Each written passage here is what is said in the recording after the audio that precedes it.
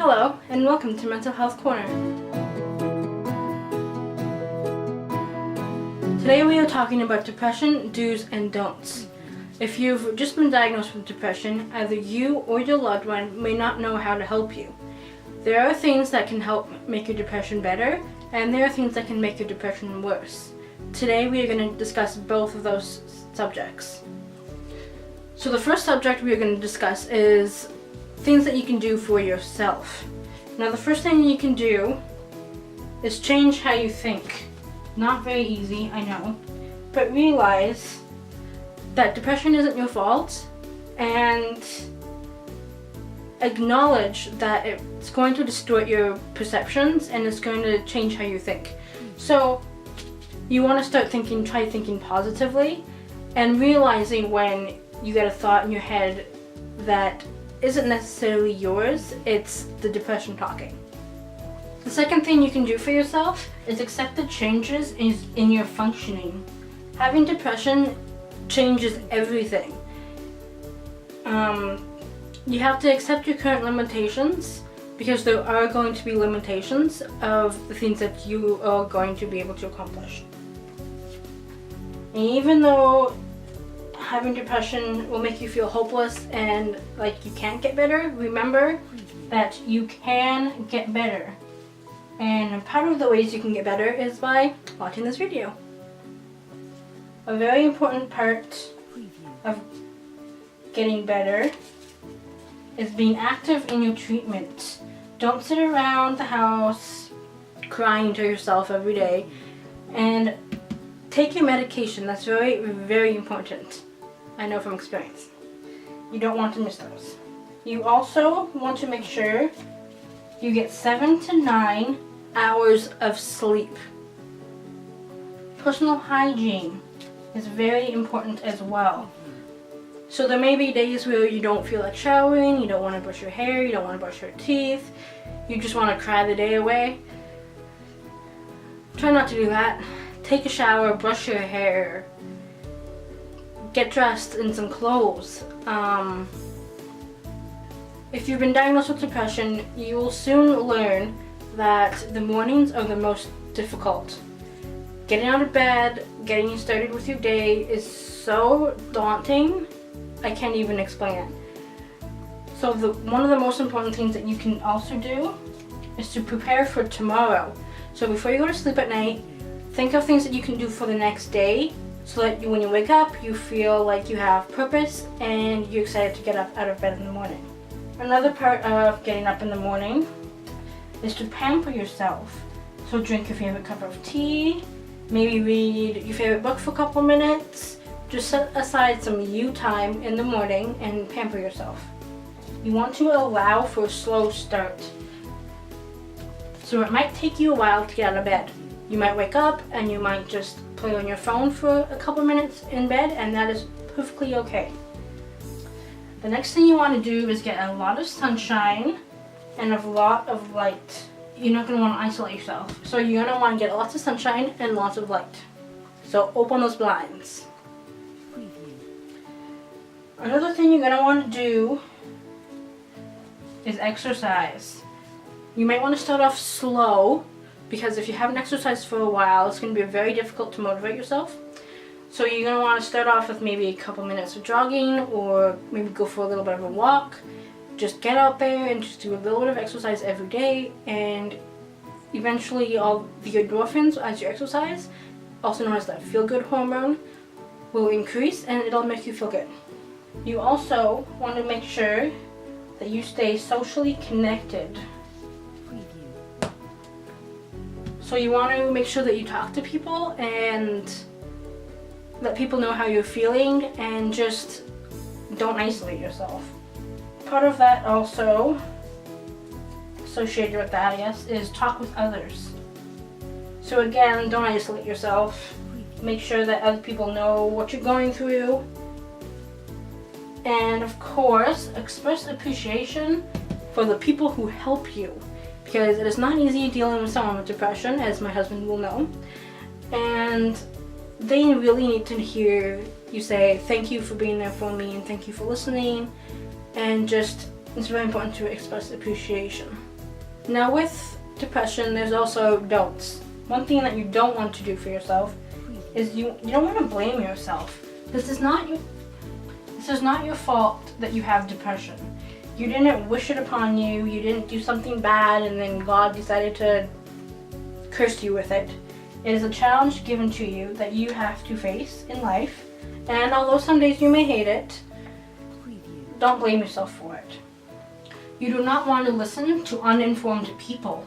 So people who don't know what they're talking about concerning depression, you don't want to listen to them. Just because they say you can get rid of your depression by praying, not true. You can't. I've tried. You don't want to listen to those people that tell you that, you brought this on yourself, etc., etc. You don't expect to change overnight. This is going to be a very long road. It's going to take a very long time for you to figure out what works for you and what doesn't work for you, and to learn about your depression. So be patient with yourself and just don't expect to change overnight. Again, you don't want to get more than 10 hours of sleep, but you don't want to get less than 6. And associated with that as well is you do not want to stay in bed. So although tempting, don't stay in bed all day. Trust me, not a good idea. It just makes your depression worse, which then creates all these feelings of helplessness and loneliness and worthlessness, and it's just not a good cycle. So get out of the bed. And again, like I've talked about before, do not isolate yourself. Not a good idea. So to recap, this is for you. So you do change how you think. You want to accept the changes in your functioning. You can get better. Be active in treatment. Take your medication. Get 7 to 9 hours of sleep. Don't forget about your personal hygiene. You want to prepare for the next day. You want to pamper yourself. Allow for a slow start. Get lots of light and sunshine. Make sure you exercise. Stay socially connected. Talk with others and express appreciation for those who help you. You don't want to blame yourself. You don't want to listen to uninformed people. Expect change overnight. You don't want to stay in bed more than 10 hours and less than 6 hours. You don't want to stay in bed, and you do not want to isolate yourself. So the first thing that you can do to help someone with depression is to listen without judgment. So in other words, if they need to talk to you, just listen.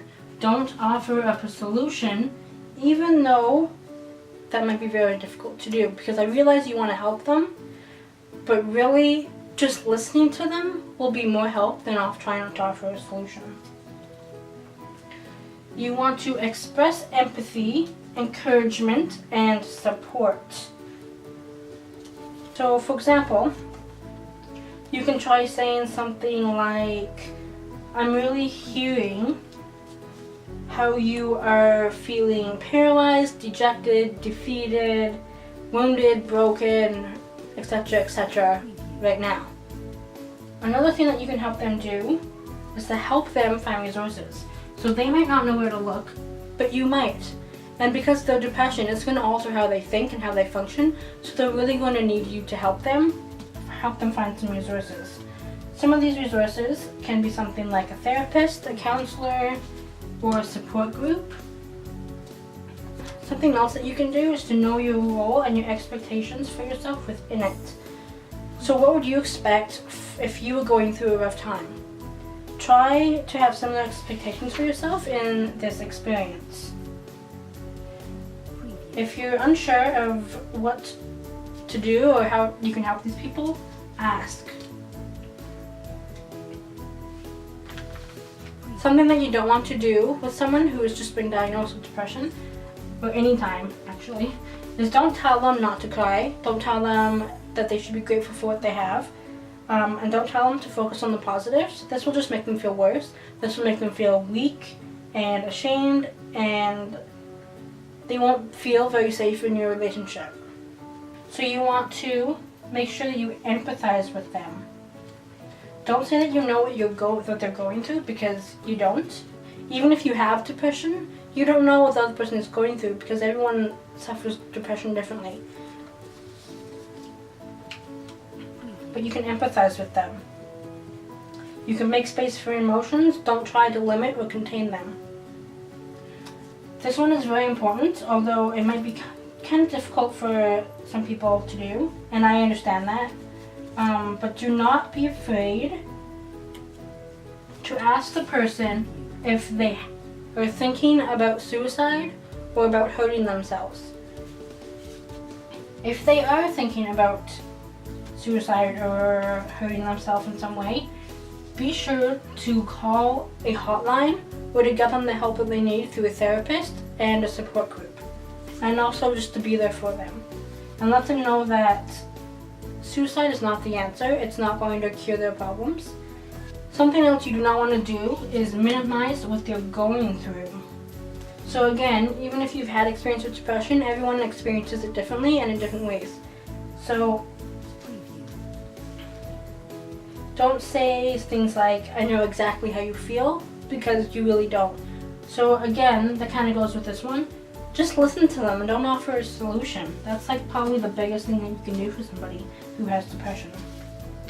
Another huge thing that you should not do is go MIA or give up on them without them knowing it. If you're feeling overwhelmed by all the demands that depression brings onto you and your loved one, that probably means that they don't have enough resources. So help them connect to other resources. And that's very important, so that you are not the sole caregiver.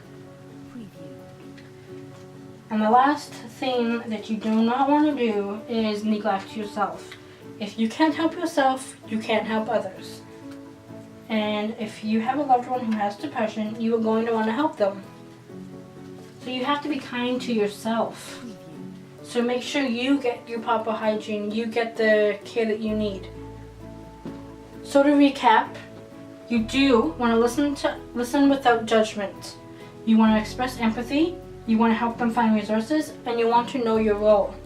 You don't want to tell them, don't cry. You don't want to be afraid to ask them if they're thinking about suicide. You do not want to minimize what they're going through. Don't go MIA on them. And don't forget to not neglect yourself. Take care of yourself. I hope this video has been helpful for you and for others, and I will see you next week. Stay strong. Just tell them. Let's try that again. So, I